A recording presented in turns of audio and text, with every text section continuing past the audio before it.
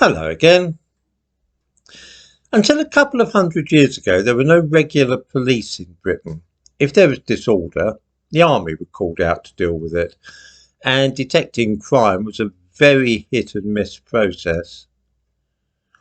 When the first police forces were started in the 19th century, the explicit intention was that the police would be no more than citizens in uniform, as it was then put. They were not soldiers, but civilians, and they had similar duties to all citizens, but were to accomplish these duties in a systematic way. Until relatively recently, the police were seen in this light from the early years of Queen Victoria's reign right up until the 1990s. One never saw the police carrying any weapons. Even their wooden truncheons and handcuffs were kept out of sight. They wore these ridiculous helmets, and they were the friends of every law-abiding citizen. They took particular care of children. The sight of a policeman seeing a child or old person across the road was not at all uncommon.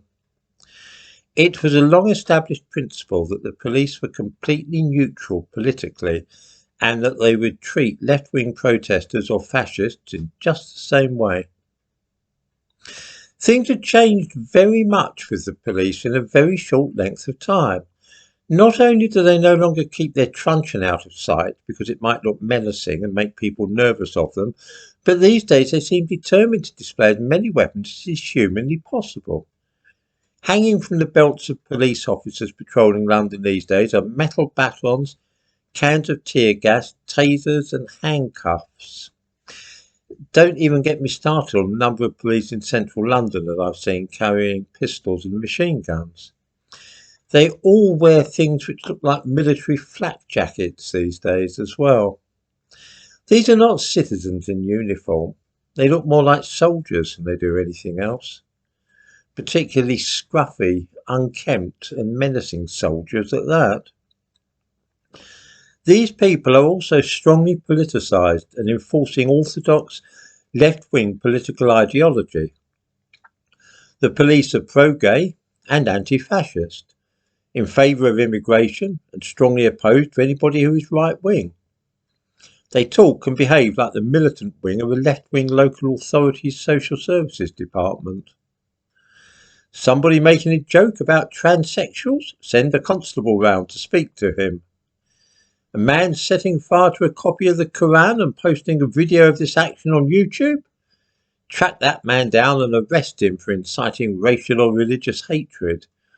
Both of these, by the way, are genuine cases that have happened in the last few years.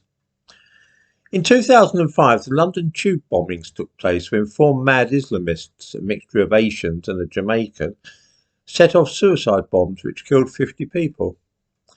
Precisely 2 weeks later, four other would-be suicide bombers tried to set off bombs on tube trains, but these didn't explode. This was a mixed bunch of Asians and a Ghanaian.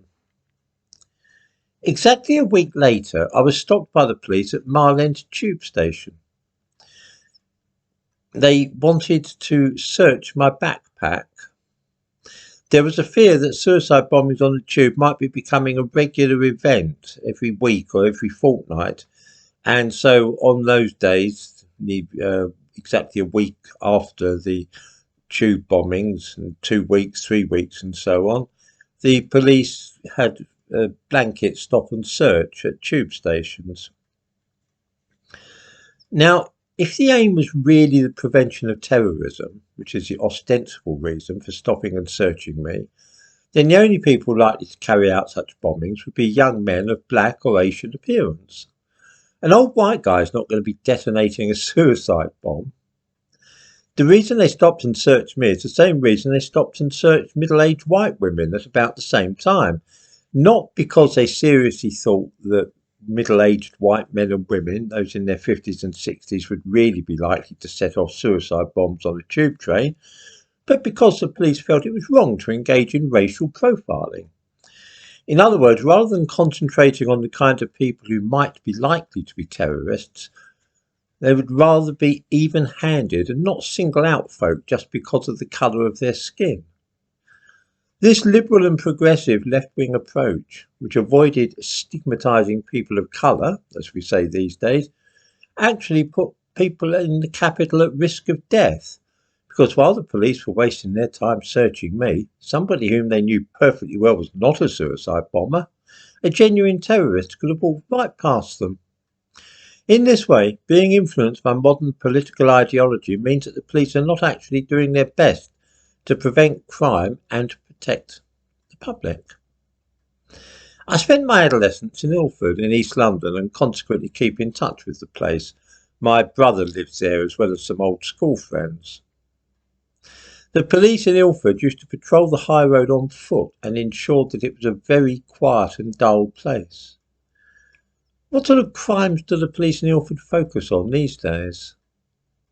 Well, there's quite a few stabbings, but rather than institute a ferocious stop and search policy and focus on preventing young men carrying knives, the police in Ilford have been engaged on a somewhat less controversial operation to prevent crime. You see, the stabbings in Ilford are almost always black and Asian young men, so these would be the focus of any campaign to stop knife crime. In the description to this video, I give links to a couple of typical recent news items from Ilford. On November 30th this year, 2 men were stabbed during a large-scale brawl in the streets in Ilford. Then, on December 4th, a 17-year-old boy was stabbed and taken to hospital in a critical state. These incidents all involve people of colour. No arrests have been made, possibly because the police have been busy with a new campaign. Rather than cracking down on men stabbing each other, the police have been dealing with the serious problem of men wolf whistling at women and shouting things like "hello darling" in the street. Redbridge, the borough in which Ilford lies, has been tackling this problem in earnest. Part of the town is now subject of a public space protection order, and we learn that Redbridge has become the first council in London to fine a man for catcalling at a woman in the street. The leader of Redbridge Council, Councillor Jazz Athwell, says, "We are the first council in London using our public space protection order to enforce against catcalling and harassment." Councillor Kaya Chowdhury, Cabinet Member for Crime, Safety and Community Cohesion, said, "This is a working partnership between Redbridge Council and the Met Police to tackle the on-street harassment of women and girls." Meanwhile, the knife crime will have to wait. This is what I meant by the politicisation of the police, that they are more concerned with men wolf whistling than they are with people stabbing each other in the streets. I would have thought that a public space protection order relating to knives would have been more used to the average citizen than one dealing with catcalling. I give a link to all this as well in the description to this video.